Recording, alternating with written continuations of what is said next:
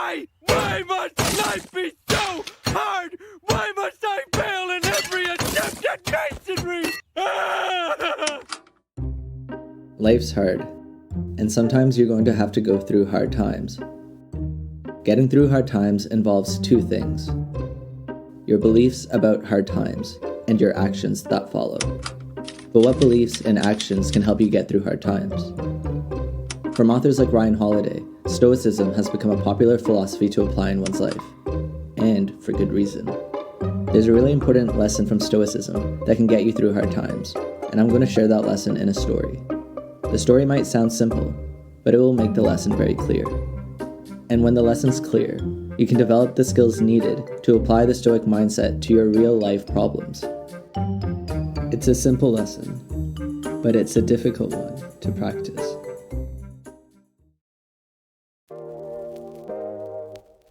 Huddled under shelter, you see someone outside in the pouring rain screaming at the sky. "How dare you rain today? I cannot believe you'd do this to me." You'd think, why doesn't this person carry an umbrella or go inside? Why does he just stand there yelling?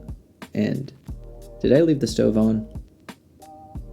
But in reality, most people, and maybe even you, are doing this right now, and it's making hard times even harder. Let me explain. As simple as it sounds, it's very difficult to do without first consciously practicing. And it is the practice of focusing your attention on the parts of life that are within your control. Gaining a sense of control in your life means accepting the situation as is, and then asking yourself, what can I do about it? You cannot control other people.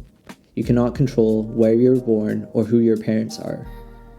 But if you let your emotions depend on circumstances outside of your control, you will be a very unhappy and stressed individual. And you will justify your chronic unhappiness through these uncontrollable circumstances, rather than attempt to change your life. In other words, you are the person screaming at the heavens for raining, rather than the person using tools to stay dry despite the rain. There are always things you can do to make your situation better. And if you think there isn't, then your requirement for what constitutes improvement is too high. That any improvement can only be achieved with energy or resources you do not currently possess. That rationale is an excuse. It is an excuse to not take action. You are working in a perfectionist, all-or-nothing mindset. Because I can't do A, there is nothing I can do. Because I don't have B, there is no chance of getting out of this. But there are things you can do to slowly make your way out of the darkness.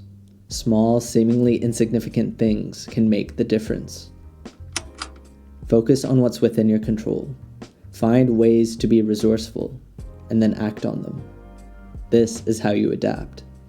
This is how you increase the likelihood of success or desirable outcomes in the future.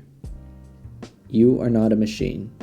It is not the absence of emotions, but the emotional resilience to bear the misfortune and redirect your attention and actions toward what is within your control.